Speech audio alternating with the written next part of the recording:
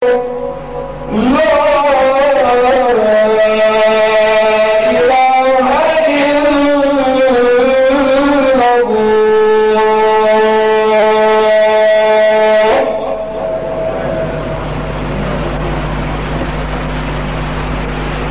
لله رب العالمين. الحمد لله فالق الحب والنوى ورزق العبد وما نوى المطلع على باطن الضمير وما حوى بمشيئته رشد من رشد وغوى من غوى وبإرادته فسد ما فسد واستوى ما استوى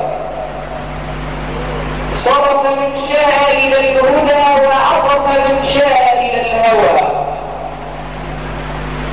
قرب موسى نبيا وكلمه كفاحا بالوادي المقدس طوى وعرج بحبيبنا محمد صلى الله عليه وسلم إلى السماء السابعة ثم عاد إلى مكة وفراشه منطوى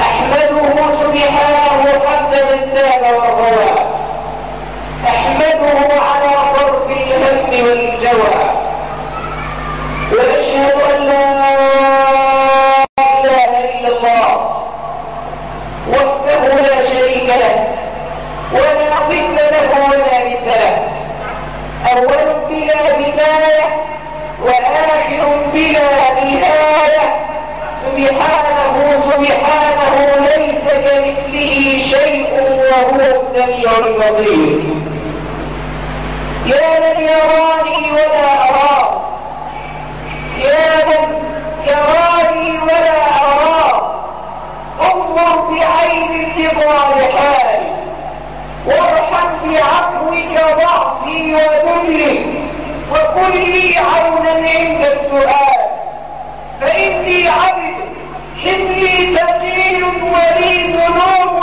مثل الرمال وأنت ربي عفوك جميل تعفو ولست قبح الفعال فاغفر ذنوبي واستر عيوبي واكشف كروبي وارقد بحالي يا رب.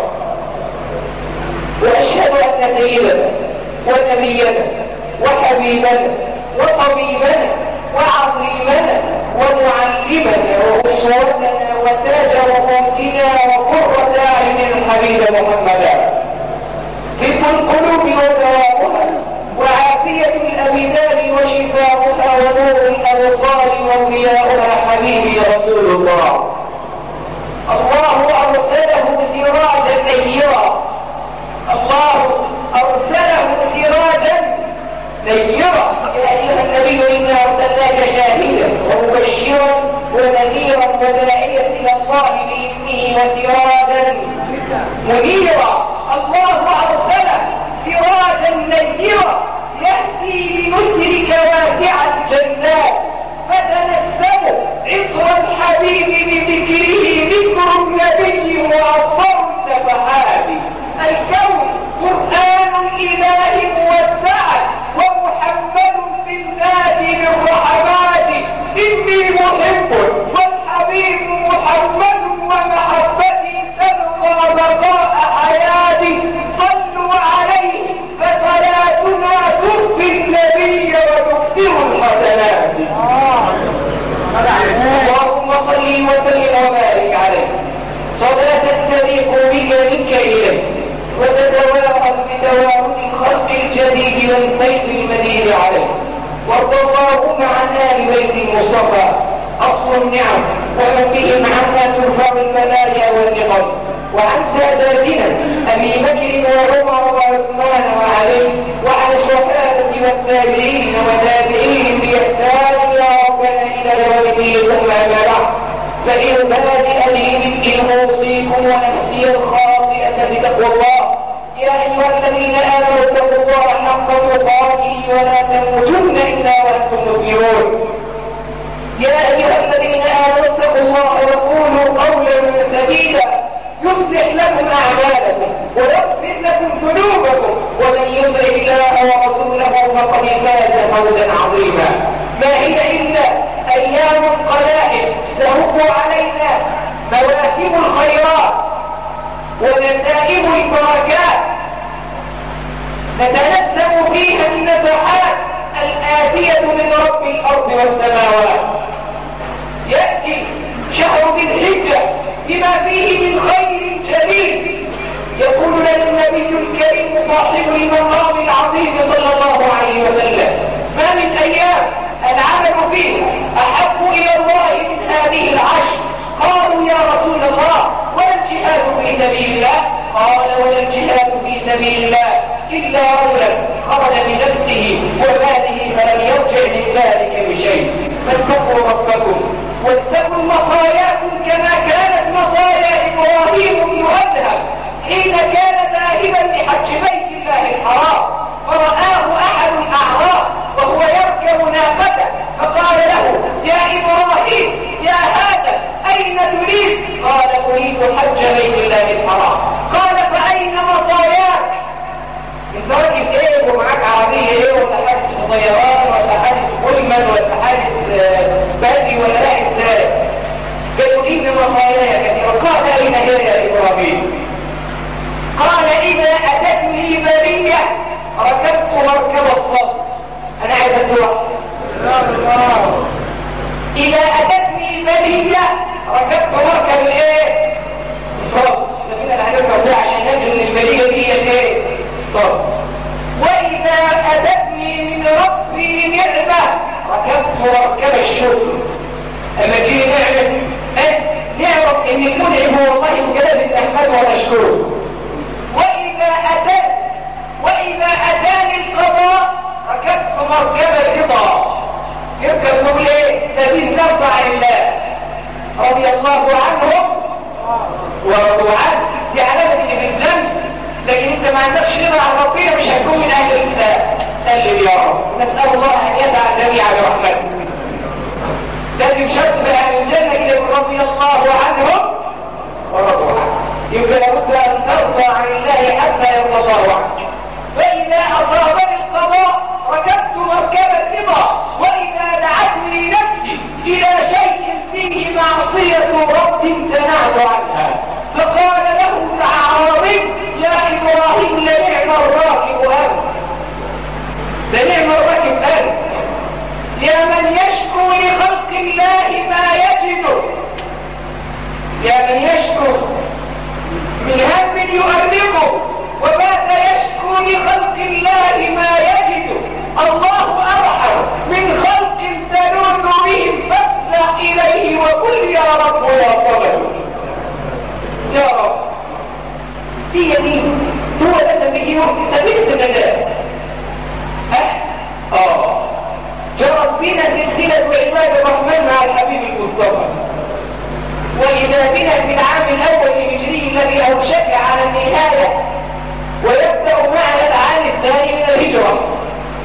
يجلس رسول الله بعد أن وضع المدينة وعقد معاهدات بين أهلها وآخر بين الأوس والخزرج وبين المهاجرين والأنصار. وما أن استتبت الأمور برسول الله صلى الله عليه وسلم إلا أنه كان يجمع المصلين للصلوات دون أي شيء. طب هيعمل إيه؟ فجلس المصطفى يشاور أصحابه: ماذا نصنع من إعدام نجمع به المسلمين لوقت الصلاة؟ أنا عايز توحدوا الله.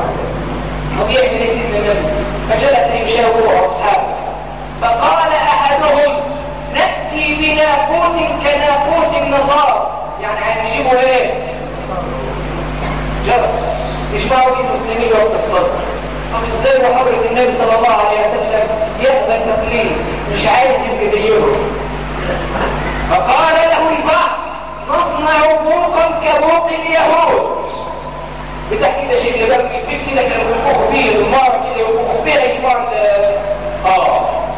نصنع بوقا كبوق اليهود.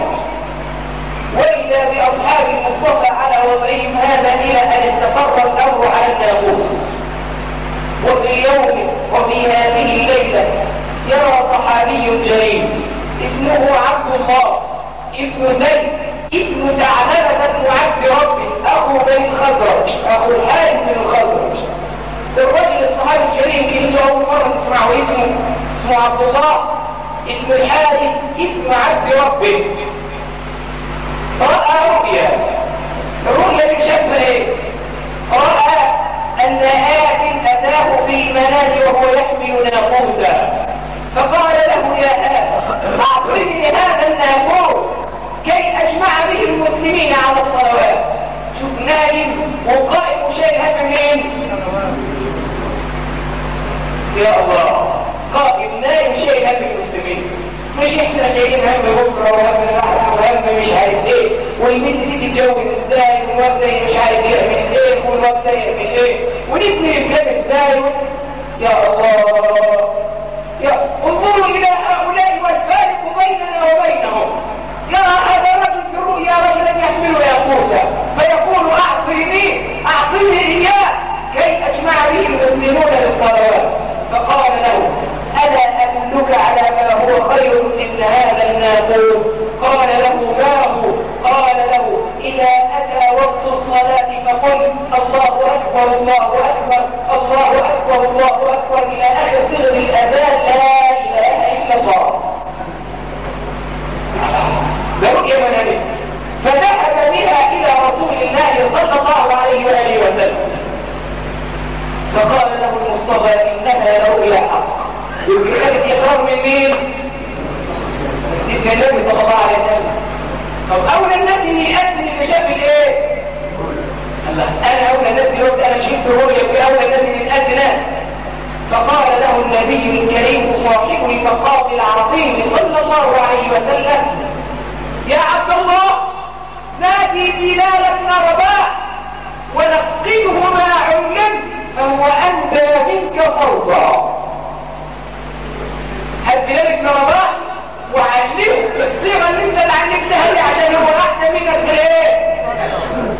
من هنا اخذ جمهور الفقهاء بل جمهور سلف الامه وخلفها انه لا يقدر للاذان الا نبي الايه؟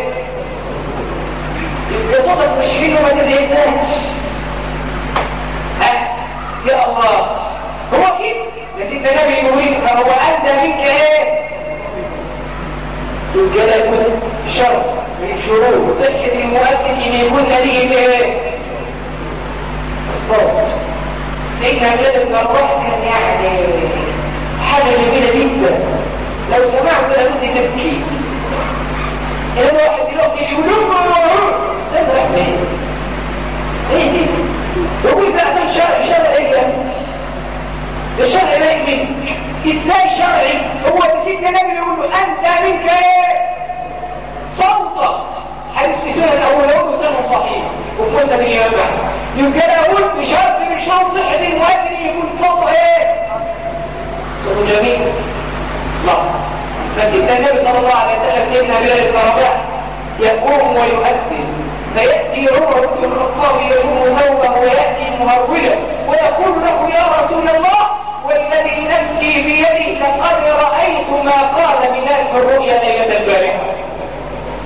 أنا شفت اللي بيقولوا بلال دلوقتي في الإيه؟ في الرؤيا بقى، إلا أنه زادني عند الإقامة قد قامت الصلاة قد قامت الصلاة. الله، نعيش شوية مع الأذان والمؤذنين. أفضل ناس المؤذنين بس المؤذن اللي صوته ايه؟ يهز القلوب، مش يحطينا الضوء، لا، ده كان بيقول له أرحنا بها يا بلال، مش ريحنا منه، لا أرحنا بها. الله، ربنا يقول في القرآن في سورة فصلت ومن أحسن قولا ممن دعا إلى الله وعمل صالحا وقال إنني من المسلمين. قالت أمنا السيدة عائشة ومجاهد وعكرمة رضوان الله عن الجميع أن المقصود في هذه الآية هو المؤذن، لأنه هو الذي يدعو إلى من؟ يدعو إلى الله. يبقى المقصود بالآية دي مين؟ المؤذنين. ومن أحسن قولا ممن دعا إلى الله عن السيدة عائشة. الكلام ده من جميع أحكام القرآن عند الإمام القرطبي.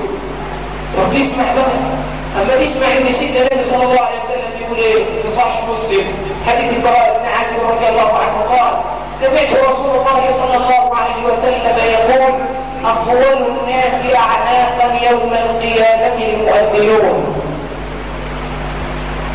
أطول الناس أعناقا يوم القيامة مين؟ طب إزاي؟ يفهموها دي؟ يعني إيه؟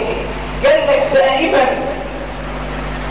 وأبدا في حال الموقف العظيم يصيب الناس عطش شديد فتنكمش أجسادهم، كل واحد بقى طبعا عطشان وبتاع سليم، إلا المؤذنون فإنهم يرفعون أعناقهم تشوفا إلى رحمة الله جل وعلا. وقيل إن الناس في الموقف العظيم كل يلجمه عرقه، فأطال الله أعناق المؤذنين حتى لا يلجم عرقهم رقابهم. تلاقي رقابهم إلى لمن؟ طويل، كل من عرق يزيد من الرقاب ده إيه؟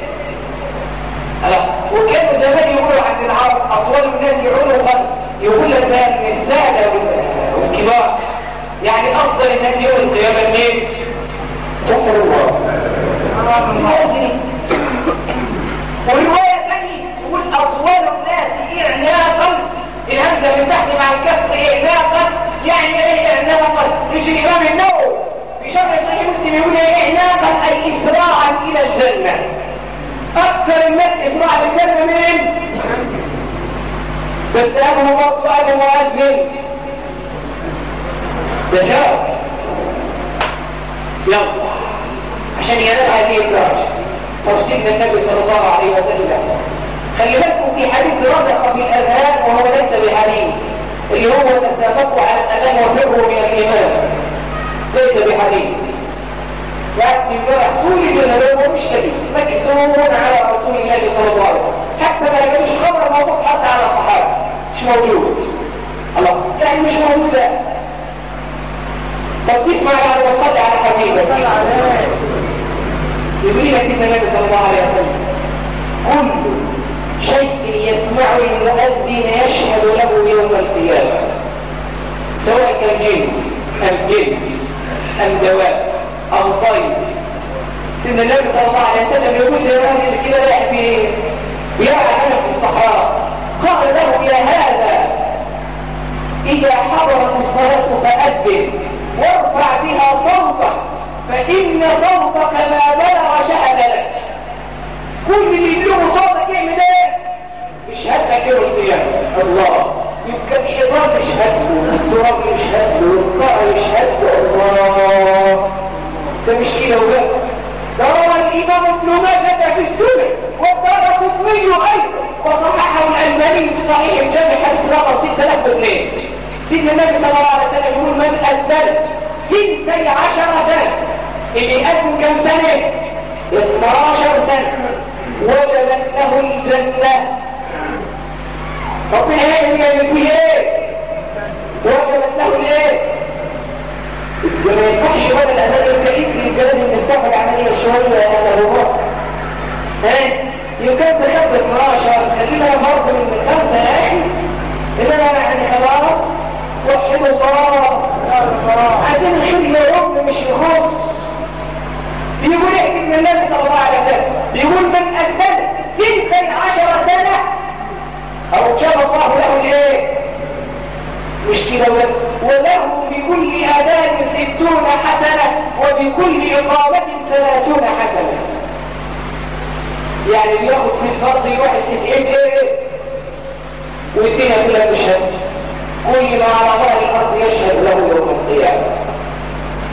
ده مش كده بس، ده سيدنا النبي صلى الله عليه وسلم علمنا شيء جميل، قال لك خلي بالك إذا نودي للصلاة خر الشيطان وله مراد، عمال يعمل أصوات غريبة كده عشان ما يسمعش الايه؟ الأذان، مش عايز يسمع الأذان.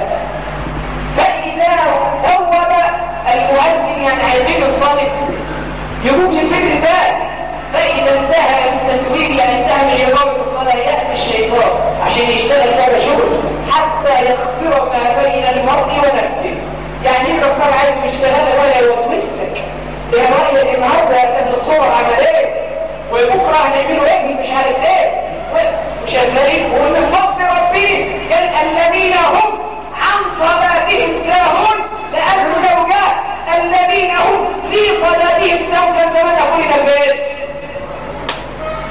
سلم يا رب سلم، سلم يا رب سلم. طب هل الأذان وقت الأذان فقط ولا في أوقات تانية نقسم فيه؟ قال لك تعالى كده المولود الذي يولد لابد أن تؤذن في أذنه اليمنى وتقيم الصلاة في أذنه اليمنى. ده عشان يعلم الناس. ده يعني مش شيء تفسيره. قال لك تعالى كده انت بتأذن وتقيم الصلاة. هنصلي امتى؟ يوم وفاته.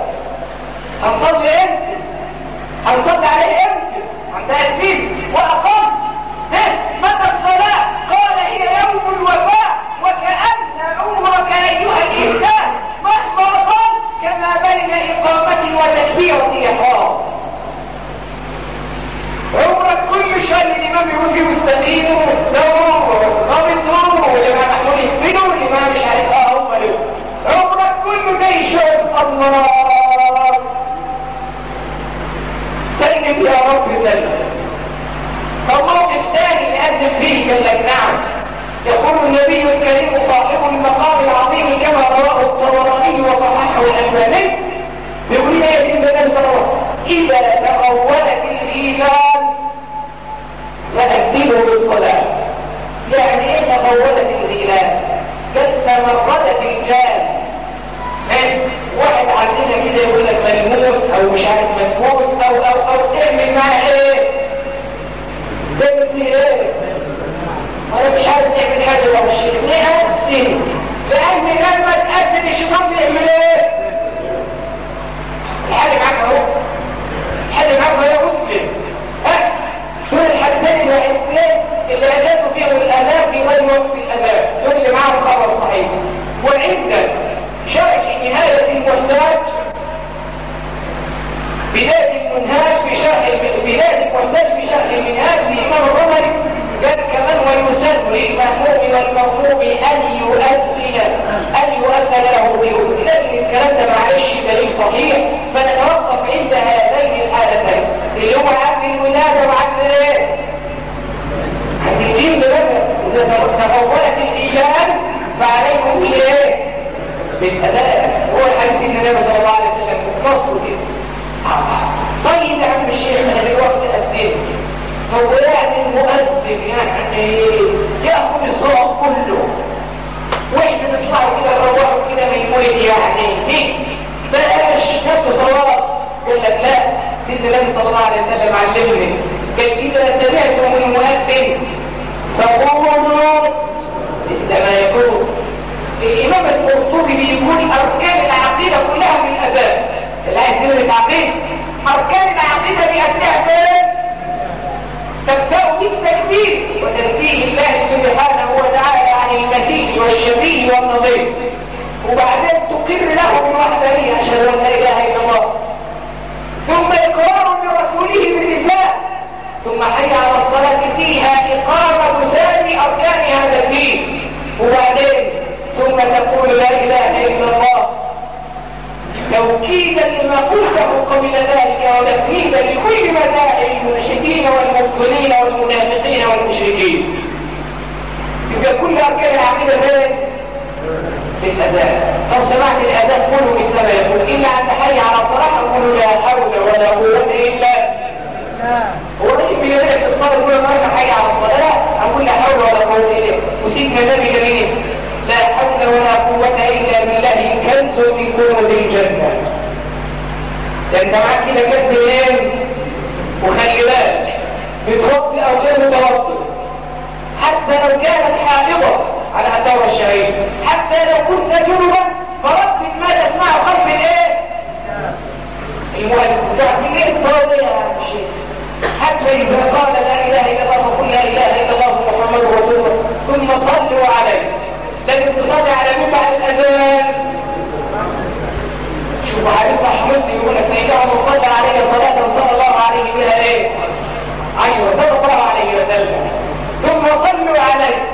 اختلفوا مشايخنا الكبار هذه الصلاة اللي تسمعوها يا سيدي يكفيك أن تقول وصل اللهم على سيدنا محمد وعلى آله وصحبه وسلم، حتى لا يظن الفاهم أن الصلاة على النبي جزء من الايه؟ عشان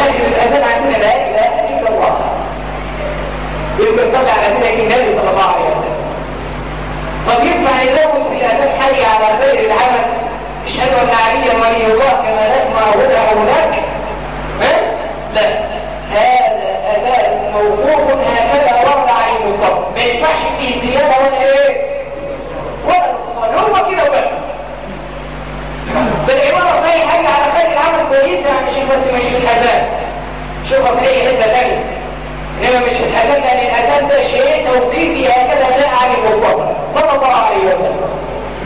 طيب سمعنا الاذان وارتدنا مثلنا قال، ثم قال له المصطفى ثم قولوا اللهم رب هذه الدعوه التامه والصلاه القائمه آت سيدنا محمد. هذا اللي بيقول سيدنا كمان وبيشدد على الموت. إن لم يكن هو السيد فمن السيد؟ أنت أم أنا؟ أنا سيد ولد آدم ولا فرق صلى الله عليه وسلم. لا تجعلوا دعاء الرسول بينكم كدعاء بعضكم بعض، ما ينفعش الكل يا محمد، لأن محمد يرجع وإليك فإذا مع كلها إنه سيد الأولين والآخرين ورحمة الله للعالمين صلى الله عليه وسلم.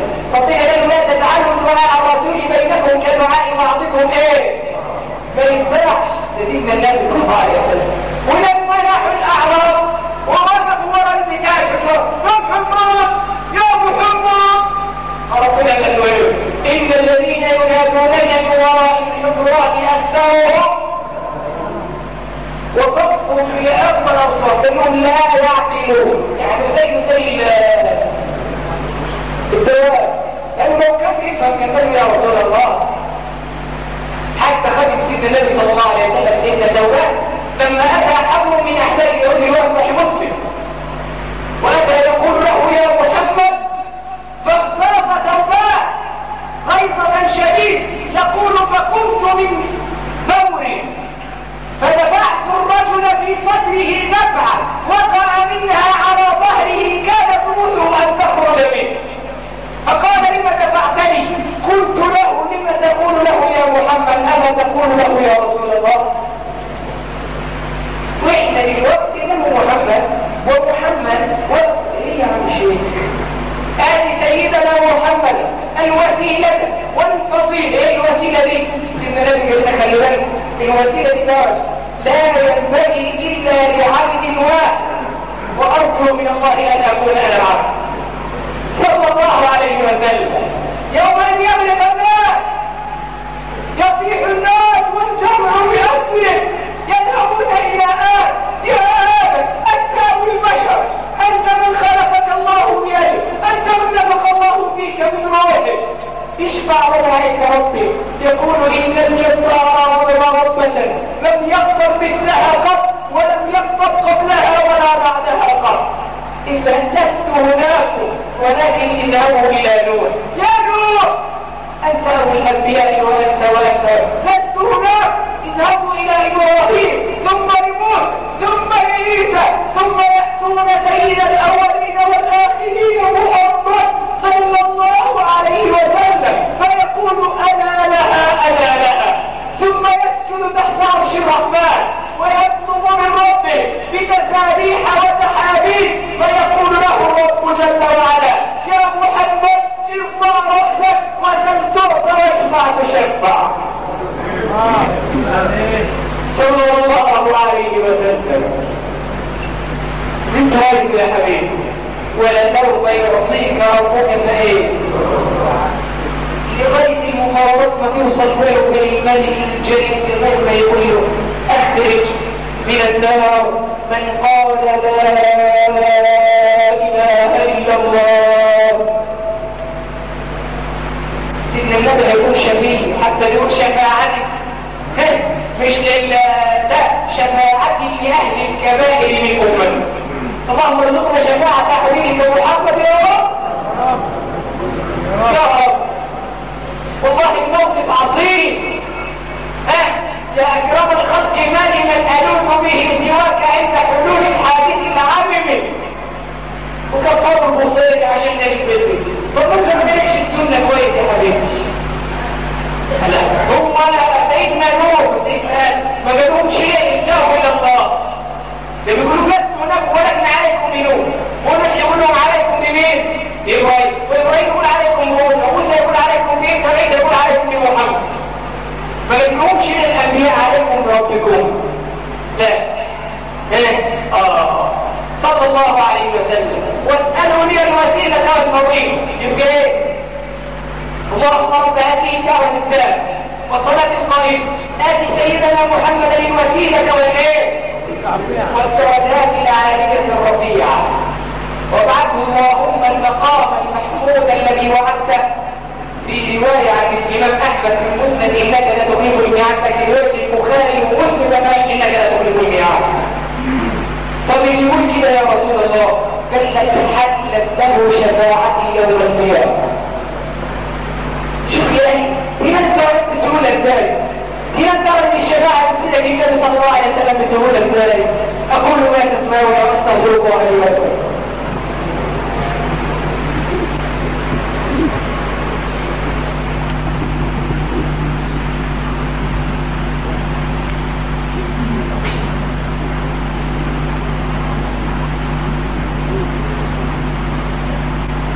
الحمد لله رب العالمين، والعاقبة للمتقين ولا عدوان إلا على الظالمين، وأشهد أن لا إله إلا الله ولي الصالحين، وأشهد أن سيدنا ونبينا وحبيبنا وحبيبنا وعظيمنا ومعلمنا وأسوتنا وقرة أعيننا وتجاوزنا الحبيب محمدا. اللهم صل وسلم وبارك عليه وعلى آل بيته وأصحابه والتابعين وتابعين بإحسان يا ربنا إلى يوم الدين. ثم أما بعد. طيب من الذي أذن له رسول الله بالأذان في عصره؟ كلنا عارفين سيدنا بلال بن عمر، فهو كان لوحده. الذين أذنوا في عصر رسول الله أربعة. يأسروا عصر سيدنا النبي صلى الله عليه وسلم كم واحد؟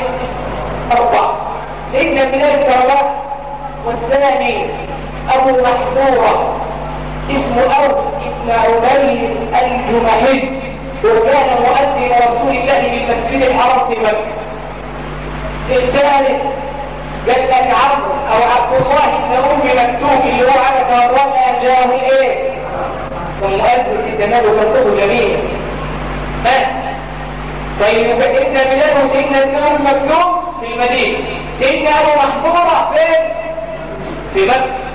ورجل مسمى سعد القرطي مولى عمار بن ياسر كان مؤذن سيدنا النبي في مسجد قباء.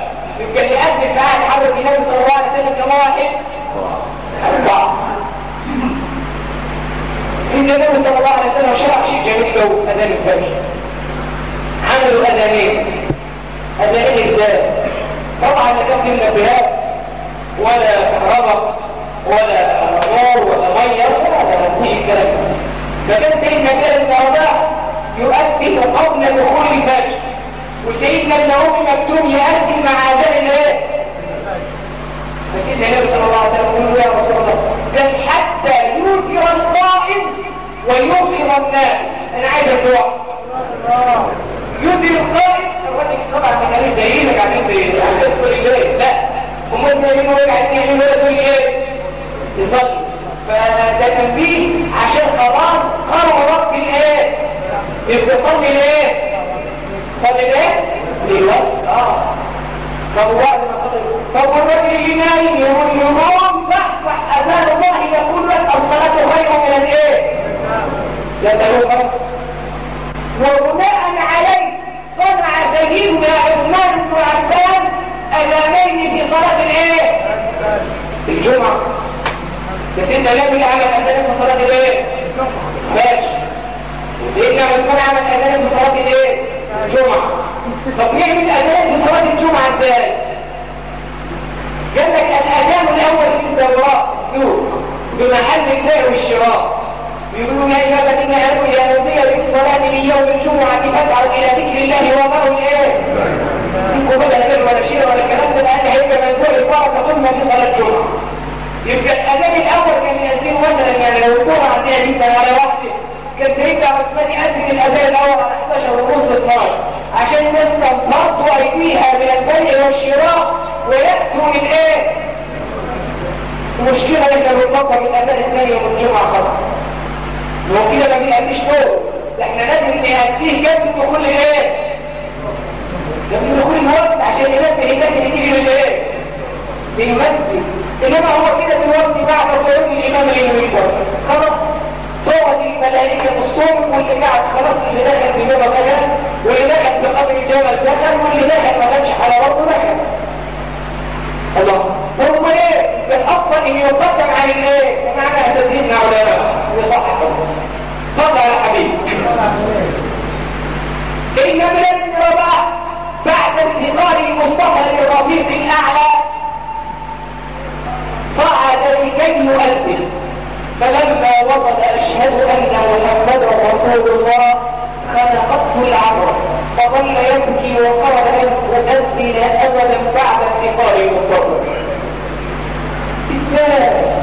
جدا ازاي بعد سيدنا النبي انتقل رفيق الإسلام.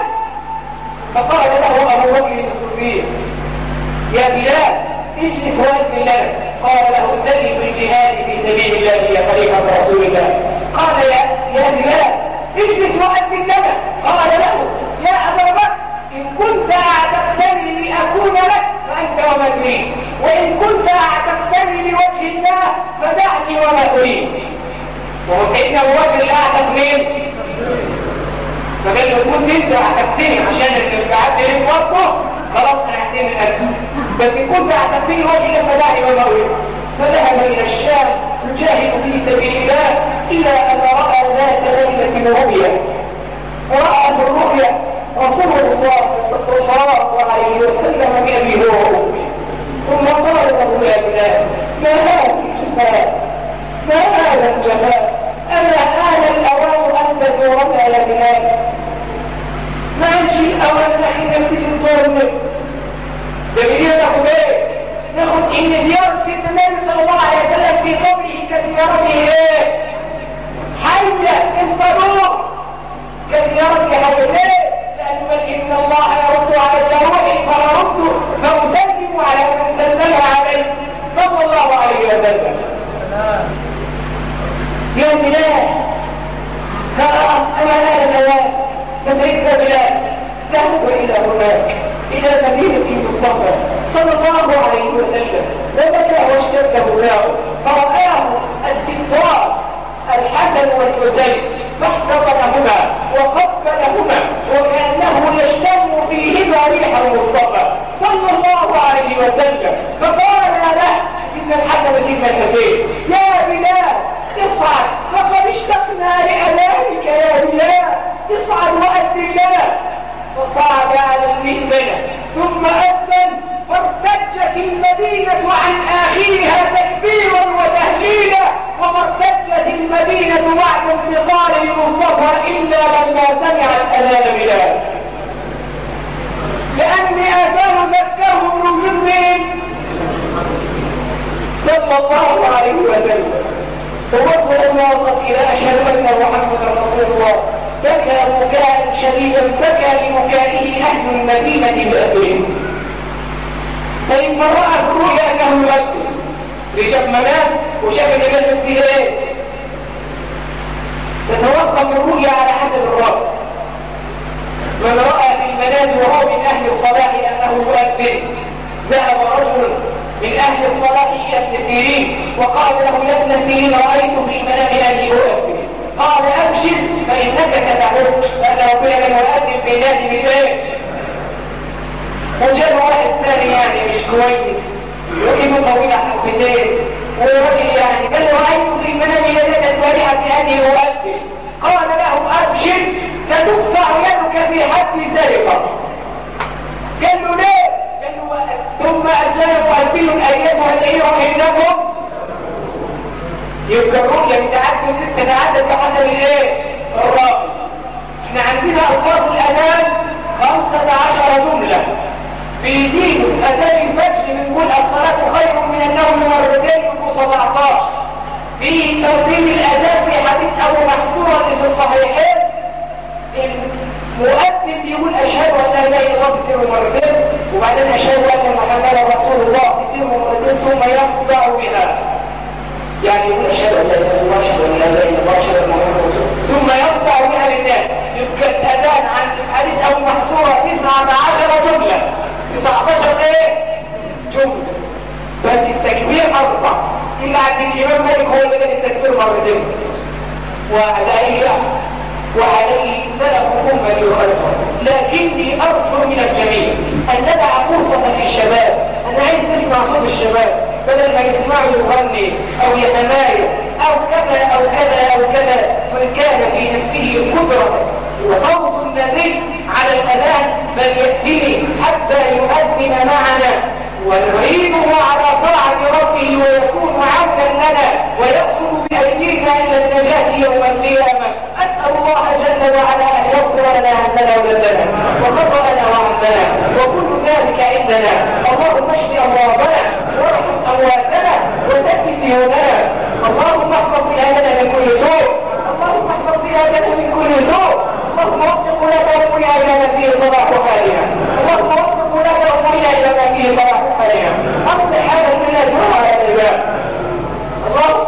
واجمعنا جميعا في آمن القادم على صعيد عرفات. اللهم إن كنت حرمتنا على هذا فلا تحل عبر القادم. اللهم إن القلوب مشتاقة لنا والأرواح تواقة فلا تحل يا رب العالمين. اللهم ارزقنا حج بيتك الحرام وزيارة حبيبك المصطفى خير الأنام. اسقنا بيده شربة هنيئة لا نطوع عنها أبدا. اسقنا بيده شربة هنيئة لا نطوع عنها أبدا. اللهم اغفرنا حوضا وارزقنا شفاعة وارزقنا شفاعة وارزقنا شفاعة. احسن لنا الكتاب واحشرنا في زمرة خير الأنام. أنا يا ربي ينهو أمورنا بلا نهاية يأمر بالعدل والإحسان وإيتاء ذي القربى وينهى عن الفحشاء والمنكر والبغي يأمر بالمعروف والنهي عن المنكر. اذكروا الله يذكركم واشكروه